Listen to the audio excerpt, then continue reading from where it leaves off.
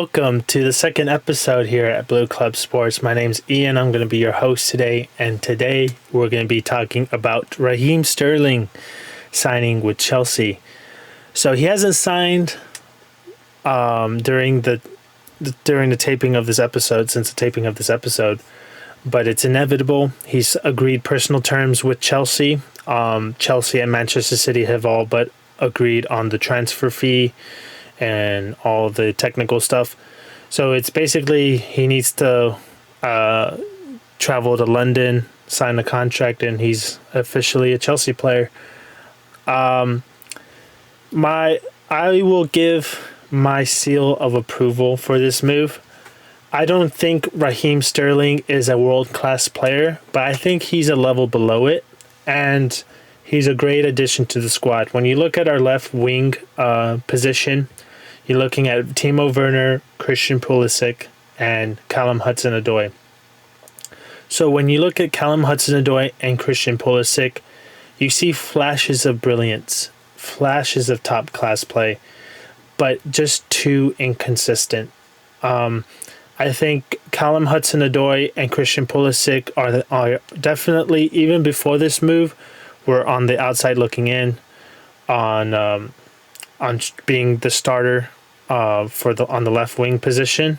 I would still say Timo Werner was probably going to be the front runner to secure that spot as his own. But now with Raheem Sterling coming in, that position on the field's his. He's going to be the leader of the squad. He's going to be there with Thiago Silva, Jorginho, Kanté as the key players on this team. And something that I don't think he's experienced before. He's a top player he's a favorite for Gareth Southgate for the national team, but he was always a player for Manchester City. But towards the end, especially last year, he kind of took a step back. And what I mean by that is, with the signing of Jack Grealish and Pep Guardiola using different players in this position, Raheem Sterling kind of went down the pecking order on, getting selected on the starting lineup. But this is definitely a good move for him personally. Going to Chelsea, a team that's playing Champions League football, which is always important. And he's going to be the main man. This is going to be, he's effectively Lukaku's replacement. He's going to be the one that we look to score the goals, be that consistent front player that we desperately need. Especially, in my opinion, we have great players. I love the squad we have. It won a Champions League 2 years ago. But the thing with our front players is they're young and they have a lot of potential, but they cannot be relied upon if you really are striving for the top trophies in football. So Kai Havertz, I have a Havertz jersey myself. I'm a big fan of his, but he's not a, every week number 9, where he's going to bang in the goals. He's going to score at least 15 Premier League goals. He's just not that player. So we need the goals from somewhere, and Raheem Sterling is definitely a player that can provide that for the team. So, like I said, I give my seal of approval for this. I'm really excited to see how he does with Chelsea.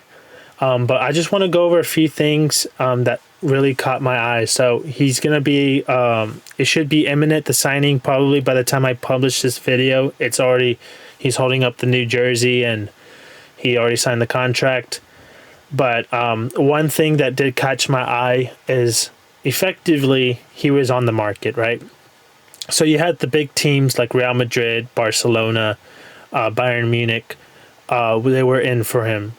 And he chose Chelsea. And I think that says a lot. Real Madrid just won the Champions League. Barcelona, well, they're broke, so they can't even pay their janitors. So I'll brush them aside. But Bayern Munich and Real Madrid, and he chose Chelsea over those two. Of course, you can say he's an English player. He wants to stay in England. I get that. But it's been reported that Raheem Sterling spoke to Thomas Tuchel personally, and Thomas Tuchel gave him his plan, his little 2-year plan, I'm guessing. And it inspired Raheem Sterling. He wanted to be part of it. And that really gets me excited because we've never had this at Chelsea where we have a manager that was given the keys to the car, basically. These managers were always on a short-term contract, or they would get sacked after, a bad month of form. So to see Thomas Tuchel really sign the players he wants and have a vision for not only this year but long term, it really makes me excited because I do trust Thomas Tuchel to lead this club for years to come. I really want him to be our Pep Guardiola, our Jurgen Klopp, someone that we can have some stability in the manager position that we haven't had at Chelsea since Roman Abramovich has bought the club. But Raheem Sterling, I don't know what his best record was goal-wise in a season. I don't think he'll reach that just because with Pep Guardiola's system, it's world class. They're so good at just setting up the players for just tapping goals, and it's remarkable football, to be honest with you. And of course, we don't have that at Chelsea, but definitely I see him scoring at least 12 Premier League goals. And you look at who was our top goal scorer last year. It was Mason Mount with 11. So even if he scores 13, like I predict, which is a very conservative number, he's going to be the top scorer. And the year that we won the Champions League, Jorginho was our top scorer just because he was our designated penalty taker. So Chelsea needs a striker. Lukaku wasn't it, of course, and it's just. I just hope they do not give him the number 9 shirt because it is cursed. It is cursed. The last person that did a decent job wearing the number 9 shirt was Tammy Abraham, which I don't want to live in the past, but that was one thing I did not agree with whatsoever, and I wish I had this YouTube channel back then so I could really explain myself. But you do not get rid of Tammy Abraham and replace him with Romelu Lukaku, and Marina Granovskaya and Bruce Buck have egg on their face for doing that, because I did not agree with getting rid of Tammy Abraham. They purely did it just to have Lukaku be the main man, and it was not going to be up for, the position wasn't going to be contested, and I just think that was a horrible decision to make, and it cost Chelsea, £97 million. So they paid the price for sure. But yeah, at the end of the day, I approve this signing. Great bargain signing. I know he has 1 year on his contract left, but £45 million for that type of striker that's already Premier League proven, might I add.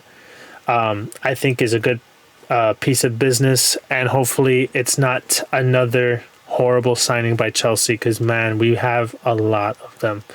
But I just want to say Arsenal, hyping up Gabriel Jesus like if he's the second coming of R9 Ronaldo is just hilarious to me. Raheem Sterling is a way better forward player than Gabriel Jesus. Arsenal fans, forget that, Pep Guardiola, he literally, Gabriel Jesus had one good game in the Prem, and then they started him against the first leg against Real Madrid, and he was so wasteful in front of goal. So, and I think he's going to drop off being in an inferior system than what he was in at Man City.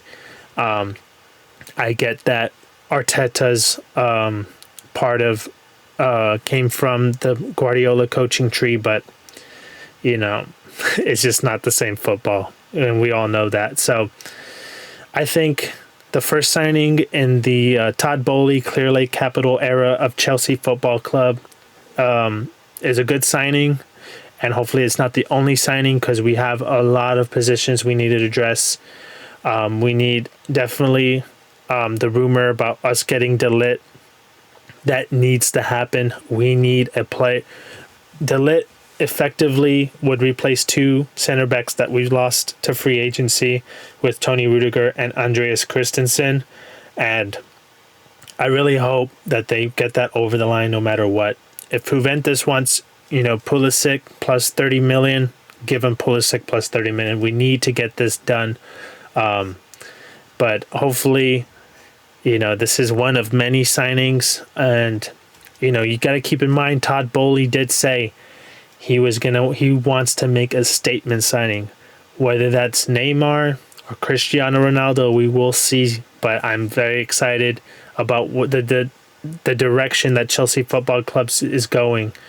But if you want more football content, let me know in the comments down below. But yeah, thank you for watching. You have a good day.